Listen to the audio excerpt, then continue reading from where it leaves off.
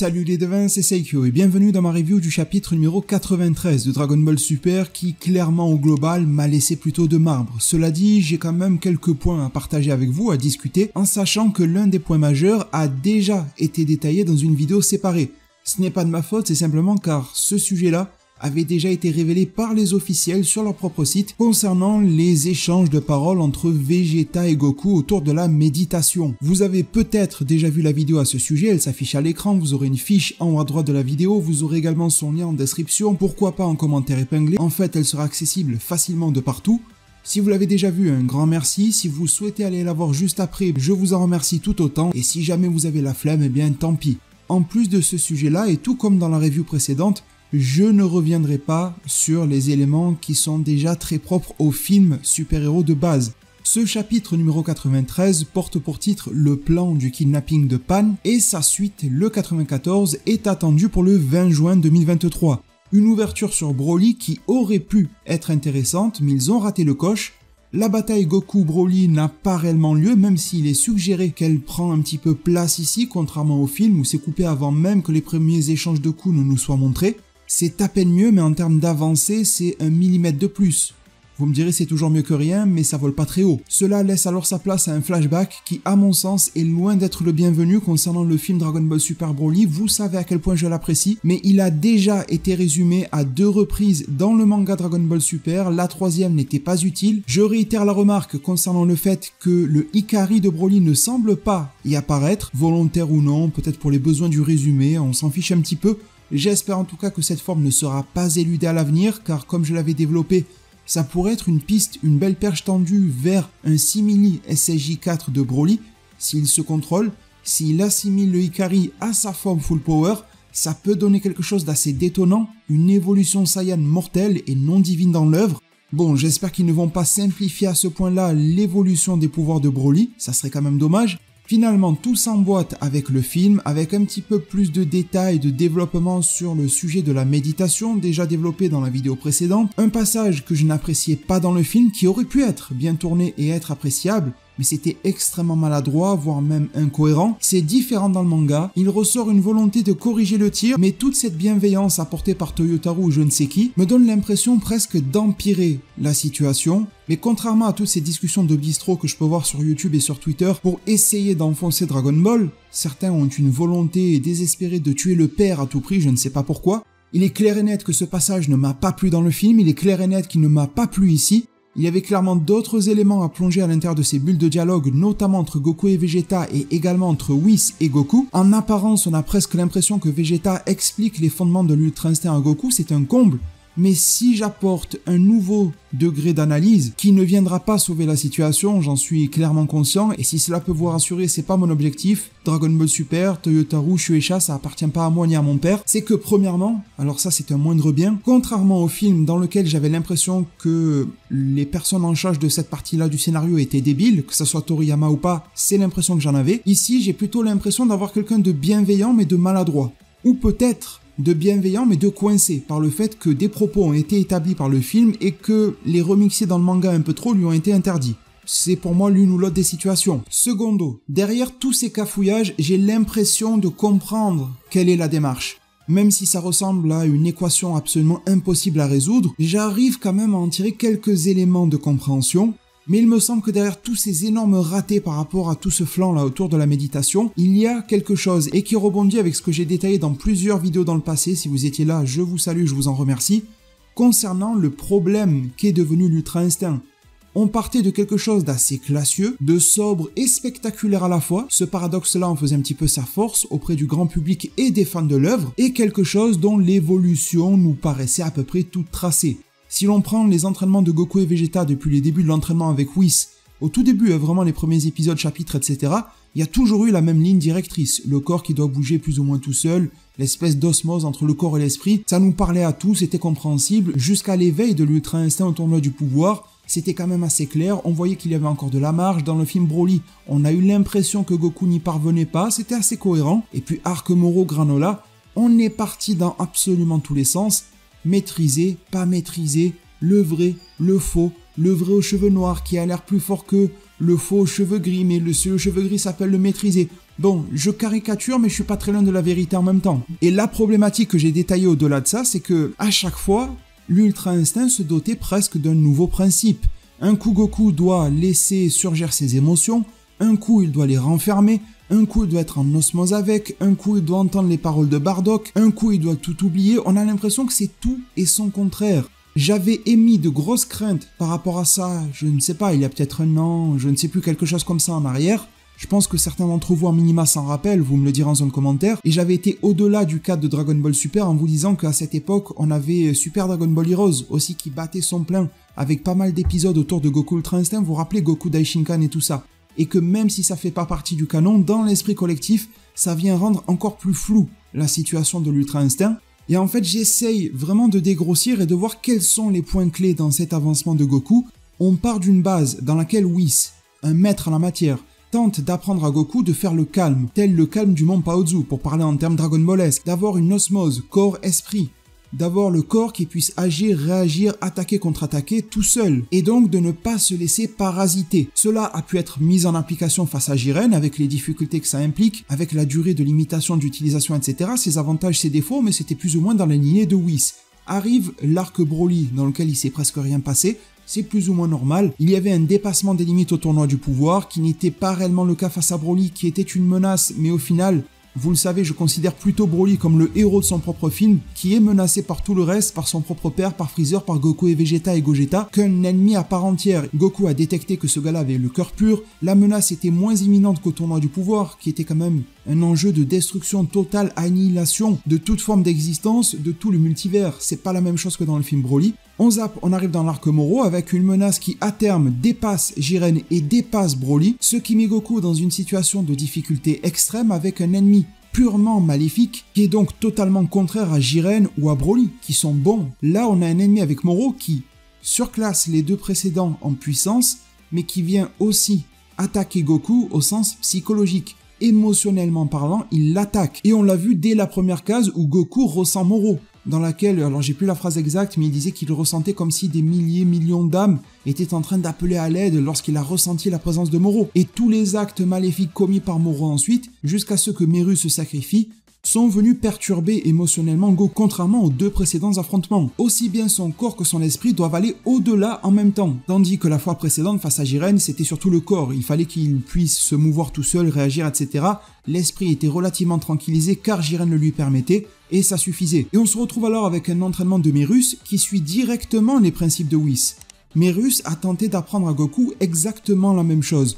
Sauf qu'à un moment, Merus a dit avoir fait une erreur. C'était même d'ailleurs de mémoire le titre d'un chapitre, l'erreur de Merus, dans laquelle on a commencé à prendre un virage douteux, compliqué à gérer, duquel mon interprétation est que Goku étant un mortel et non un ange de naissance, ni même un ange apprenti ou quoi que ce soit, il est donc soumis à ses émotions. Il n'a pas cette forme de neutralité que peut avoir un Whis ou autre. Et donc chercher à vouloir faire rentrer l'Ultra Instinct au chausse-pied à l'intérieur de Goku ne pourrait pas fonctionner. Il faut plutôt l'adapter. Pour rester dans le langage chaussures, c'est un petit peu comme si Whis portait des chaussures carrées alors que Goku a les pieds ronds. Ça ne pourrait pas lui aller.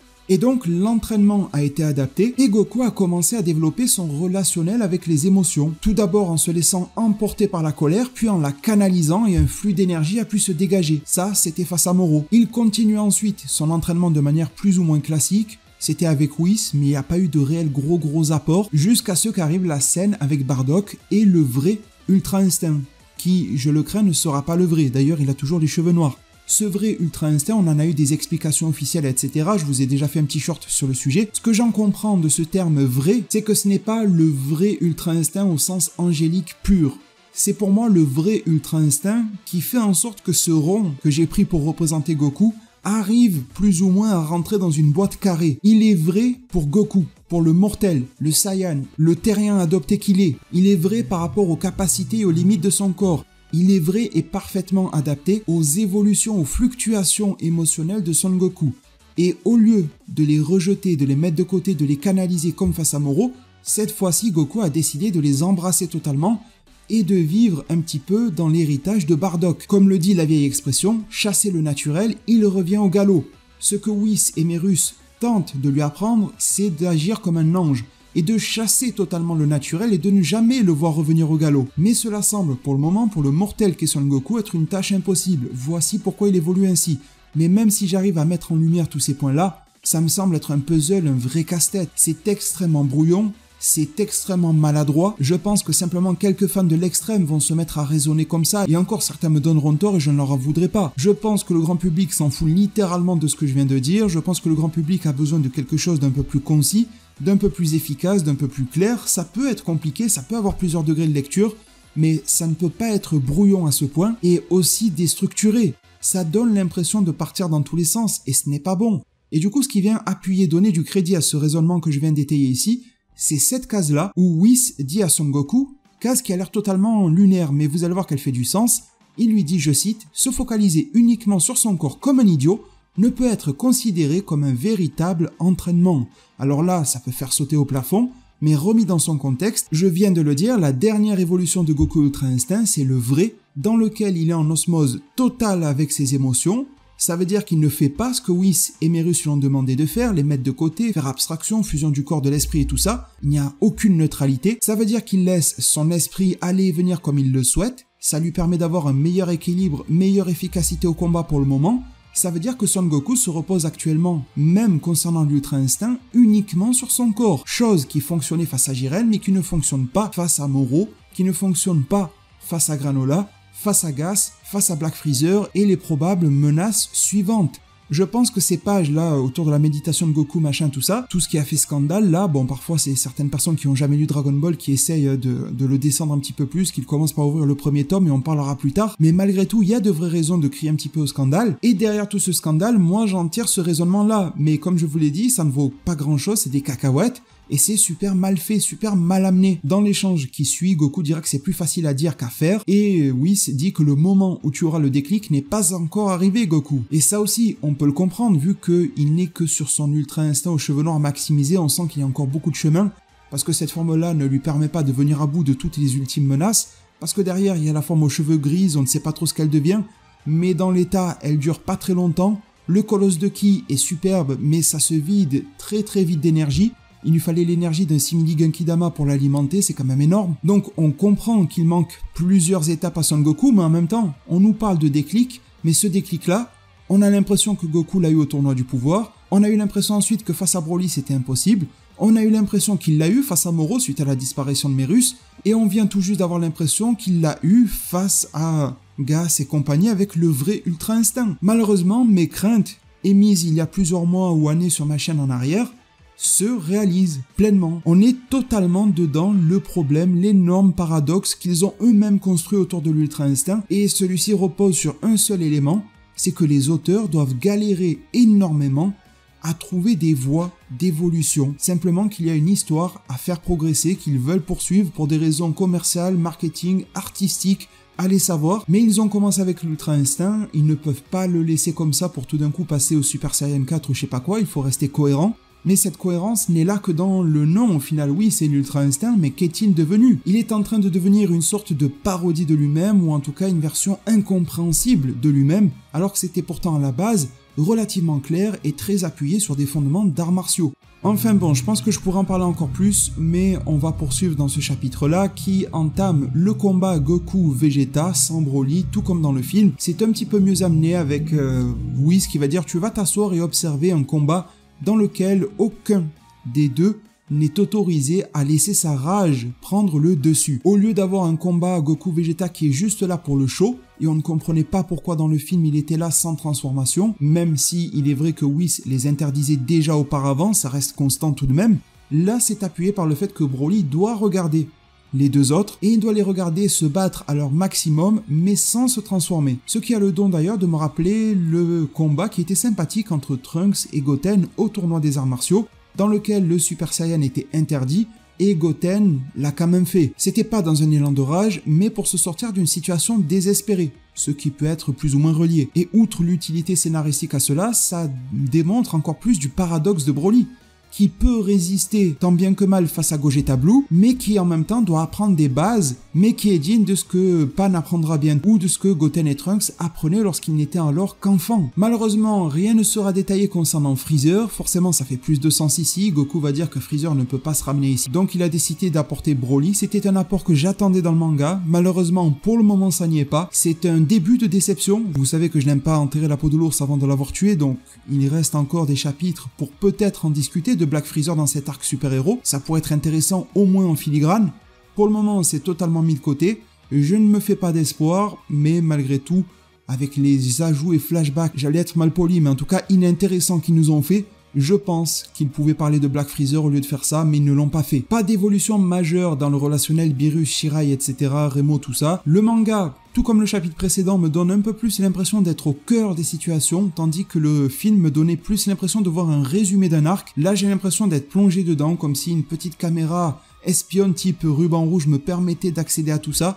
Je me sens plus proche des personnages. C'est un plus, c'est pas ça qui va nous faire vibrer. Ça reste assez plat, ça me laisse de marbre. L'arc super-héros, comme je l'ai dit dans le film, est pas dégueulasse, hein. Il est plutôt sympathique, il est plutôt intéressant. Mais le revoir ici, juste après, c'est franchement... ça me fait souffler, clairement, littéralement. Le combat Goku-Vegeta se lance, tandis que Piccolo se rend chez Dende. Je n'ai pas grand chose à rajouter là non plus, c'est dans la même veine que dans le film, sauf que la mise en scène autour de Shenron est clairement au rabais, alors que je l'avais trouvé plus que plaisante dans le film. Le côté majestueux du personnage, on peut dire que c'est un personnage à part entière, n'est pas mis en avant ici, contrairement au film où dans une grande salle obscure ça marchait extrêmement bien. Le vœu de Piccolo ne me dérange toujours pas, à vrai dire. Comme j'ai dit à l'époque, c'est un personnage qui est arrivé au bout de son évolution naturelle, il a tout fait, il s'est entraîné dans tous les sens, le corps, esprit, tout ce qu'il a fait, c'est juste qu'il n'a pas eu de maître type Whis ou quoi. Il est aussi probablement limité par sa propre nature Namek qui évolue mais nettement moins a priori que des Saiyans, encore que le Orange Piccolo est quand même assez bestial. Il dira pas non à un power-up qui déjà on le sent, ça l'embête énormément, mais en même temps, gardons en tête que ce power-up de Shenron est censé être similaire au déblocage de potentiel Namek. C'est donc ancré dans son code génétique, dans sa culture, que ce power-up est normal, que ce n'est pas un cheat code ou quoi que ce soit d'aller voir le doyen des Namek, type Saichiro, etc. Il pose sa tête sur son crâne tout vert et il le rend plus fort. Pour eux, c'est normal. Donc pour moi, vraiment, ce power-up de Piccolo passe. Derrière, oui, je questionne le Orange Piccolo qui est apporté là comme une giga facilité, un petit bonus de la part de Shenron, enfin un petit bonus. Le petit bonus est quand même plus puissant, largement plus puissant que le déblocage de potentiel initialement formulé en tant que vœu. On peut se poser des questions sur la nature de cette facilité scénaristique, ça c'est clair. Petit paradoxe sympa, et qui n'est pas dans le film, c'est qu'on y voyait Bulma en train de rassembler les Dragon Ball, ça vous savez, mais il n'y avait pas Pilaf. C'est pas non plus ça qui va rendre l'arc jouissif en manga, mais c'est un paradoxe intéressant, c'est le premier à avoir emmerdé Goku, Bulma, etc. et sa bande pour les Dragon Ball, et là il est un petit peu contraint, même s'il est devenu plutôt bon, de les chercher avec Bulma, à la sueur de son front, pioche à la main, de les effleurer chacune des doigts de manière répétée, mais aucun des vœux n'est formulé à l'avantage de Pilaf. C'est Bulma qui fait des vœux futiles pour éloigner toute menace de la planète Terre. Je trouve que c'est une référence au début de Dragon Ball d'avoir inséré Pilaf ici, qui est quand même assez épicé. Le combat Goku-Vegeta n'apporte pas grand chose de plus, mais au final il vient apporter du crédit à l'analyse que je vous en formulais concernant le film. Vous étiez très nombreux à regarder cette review il y a 1 an et quelques en arrière, je vous en remercie de tout cœur, et je vous avais dit que pour moi, en sortie de salle, c'était quand même étrange, cette manière dont Vegeta se déplaçait. Alors quelle fut ma joie lorsque Beerus fit exactement la même remarque dans le manga. Je me dis que je n'étais pas à côté de la plaque dans mon analyse du film. Beerus dit exactement que les mouvements de Vegeta ont légèrement été modifiés. Il ne le dit pas, mais c'est probablement quelque chose de positif. Whis va d'ailleurs dire que c'est le fruit de son entraînement, et Beerus va faire comprendre qu'avec si peu d'améliorations, même si elles sont notables, ça risque d'être long avant d'aboutir à un résultat. Bon, une fois de plus, on voit la supériorité des 2 maîtres à leurs 2 élèves, et même à ceux qui ne le sont pas. On voit celle de Beerus sur Goku, celle de Whis sur Vegeta, et inversement, ça marche dans n'importe quel sens. En tout cas, même si vous savez que je ne suis pas très porté sur les fans manga Dragon Ball, vis-à-vis de ce combat Goku-Vegeta, il se peut que je vous en présente un très bientôt sur la chaîne, et justement, si je ne suis pas très touché par les fans manga et que je décide de vous en présenter un, c'est pas parce qu'on est dans des temps où il n'y a rien à se mettre sous la dent sur Dragon Ball, c'est car il est à la fois en référence à ma chaîne YouTube, vous comprendrez, vous verrez pourquoi, et parce que je le trouve réellement de qualité et prometteur, notamment sur sa mise en scène et sa proximité avec le style original Dragon Ball. Ça sera sûrement une présentation assez digeste, mais qui apportera peut-être un peu de lumière sur ce fan manga-là, qui est clairement dans le ton de cette bataille Goku-Vegeta chez Beerus et Whis, mais avec de beaux ajouts et je pense que vous allez les apprécier. Bref, on s'en reparlera plus tard. Si je devais choisir lequel des deux combats j'ai préféré entre la version manga ou film, quand même ça serait la version film, je l'ai trouvé beaucoup plus impactante, plutôt bien mise en scène, pas au top techniquement, hein, ça a aliasé etc, mais bon, la version manga, surtout avec ce tourbillon là qu'ils ont fait entre Goku et Vegeta, j'ai pas trouvé ça stylé du tout. On se retrouve sur une fin de chapitre au cœur du ruban rouge, mais avant cela avec un petit vent de fraîcheur, un très léger souffle, je ne sais pas si vous l'avez ressenti, il était furtif, avec Trunks et Goten. Ça fait du lien avec la préquelle, ça nous les montre au cœur de l'arc super-héros avant même qu'ils n'apparaissent dans le film. J'apprécie grandement les visuels à partir de ça, la manière de les introduire avec Trunks qui entend Piccolo et Bulma discuter de la menace ruban rouge en approche, qui fait du lien avec leur transformation super-héroïque pour lequel ils ont toujours la montre, pour le Saiyaman. Franchement, j'ai trouvé ça extrêmement pertinent et bienvenu ici. Du côté du ruban rouge, c'est du classique, c'est probablement la partie la moins intéressante du chapitre, même si elle est très fidèle au film. On ressent un peu plus, je trouve, peut-être avec ce côté plus intimiste du manga, le bon fond du Dr Edo malgré tout. On sent de plus en plus les disparités, les désaccords qu'il peut avoir avec Magenta, alors que dans le film, ils avaient l'air peut-être un petit peu plus proches. Et au final, j'ai envie de dire heureusement que cette revue sort tardivement, car sur pièce, les jours qui ont suivi, je pense que j'aurais poussé un coup de gueule par rapport à cette fin de chapitre. Elle est minable. Laissez-moi vous le dire, elle est minable. C'est pas la page en soi qui l'est, c'est le fait de choisir de clôturer avec cette page-là. Clôturer sur ce plan du vaisseau du ruban rouge, sur la ville, etc. C'est un plan qui est dans le film, qui n'est en aucun cas un point de suspense ou quoi que ce soit. Alors je sais pas si dans le Blu-ray ça marquera, ou si ça marque déjà au Japon une fin de chapitre, vous savez c'est chapitré les Blu-ray, je ne sais pas. Mais ce plan-là, on l'a vu même avant que le film ne sorte dans ces divers trailers. En quoi est-ce que ça peut être une forme de suspense, un élément qui génère de l'intérêt en nous pour le prochain chapitre? Absolument pas, c'est du foutage de gueule complet. Ça aurait pu au moins prendre la peine de terminer devant le logement de Gohan, même si on sait déjà ce qui va se passer là-bas. Ça donne une architecture sympa, ça donne le ruban rouge Don Piccolo déguisé qui s'approche de là-bas. Ou peut-être que je vais trop vite en besogne, mais devant l'école de Pan, ça aussi, ça donne un petit peu plus de peps à la situation que d'avoir ce plan déjà vu et revu 1 million de fois depuis 2 ans. Que cette page soit dans le chapitre, je comprends, mais qu'elle soit la dernière, avec notamment ça en dernière, qui est censée nous donner envie de lire le prochain, là c'est complètement raté, c'est un fiasco total. Je sais pas qui a choisi ça, mais c'est ni fait ni à faire. Franchement, dites-moi en zone commentaire, sachant qu'on a déjà quasiment tous vu le film, à qui cette page peut-elle bien donner envie de lire le prochain? Quelle créativité est-ce que ça stimule? Quel type ou forme d'intérêt est-ce que ça stimule ou ça génère? J'en vois aucun. Enfin bon, mes très chers devins, nous en arrivons au terme de cette review. J'espère qu'elle aura su vous faire passer un bon moment. Je considère que sur une chaîne passion, on discute, on débat, on analyse, on décortique et on kiffe de manière générale sur des passions. Donc ce n'est pas là pour ruminer de manière systématique et considérable de la haine, même si la critique négative constructive est la bienvenue, mais si c'est pour dire à chaque fois qu'on n'aime pas, bon, c'est pas mon truc et je n'arrive pas à comprendre ceux qui le font. Je reste constant et droit dans mes baskets. Au lieu de passer 20 ou 40 minutes ou je ne sais combien à pester sur les chapitres en boucle, peut-être que ça attire du clic, des abonnements, de l'argent, etc. Mais c'est loin d'être la formule que je veux privilégier. C'est celle de la valeur ajoutée. J'espère avoir pu en générer durant cette vidéo-là, malgré un chapitre extrêmement plat à mes yeux et probablement au vôtre, même si je sais, et je les salue, qu'il y en a qui sont très positifs par rapport à cette redite de super-héros. Et encore une fois, je reste dans la constance. J'avais dit à la fin du film super-héros que c'était sympa, mais que je ne voulais pas revoir de telles propositions de sitôt. Eh bien, c'est raté. On se la refait en manga. Écoutez, on verra bien, hein. Peut-être que la prochaine fois, ça sera un livre audio totalement décrit de la bouche de Toyotarou et de Victory Uchida, son éditeur, qui nous sera traduit complètement en français et je ne sais quoi par une intelligence artificielle. J'ai l'impression qu'ils veulent saigner cet arc super-héros au maximum, alors je comprenais sur Broly parce qu'il y avait réellement un attrait. Sur super-héros, ça me paraît bien compliqué. Vous me direz ce qu'il en est pour vous en zone commentaire. Petit mot de passe traditionnel si vous êtes resté jusqu'à la fin de la vidéo. Je vous en remercie également de tout cœur. On va mettre Goku le tofu Parce qu'on l'a bien vu, il était assez fade et inerte durant ce chapitre-là, mais il n'était pas dépourvu d'énergie pour autant. Merci vraiment à tous pour votre suivi, pour votre soutien, pour le maximum de pouces bleus que vous laisserez à cette vidéo, pour vos abonnements, la cloche des notifications. Je serai là pour vous lire tous, sans exception, en zone commentaire, vous répondre un maximum que cela m'est possible. Prenez tous extrêmement bien soin de votre futur, et à plus pour de prochains arts divinatoires.